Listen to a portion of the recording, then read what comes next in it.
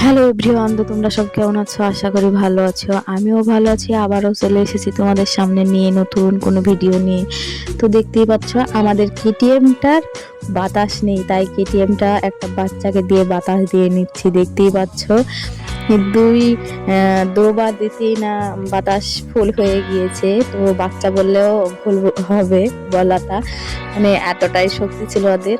এই যে দেখো, দুই ডাব্বা দিতেই সেই বাতাস মানে নিতে পারেনি চাকাতে। তো দেখতে পাচ্ছ আমরা আবার কেটিএমটাকে নিয়ে চলে যাচ্ছি।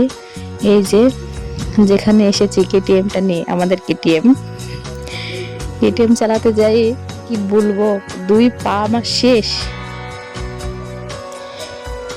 কেটিএমটা আবার দেওয়ালের সঙ্গে খাড়া করে রাখতে হবে, তাহলে আবার ফেলে দিতে পারে ছাগলে।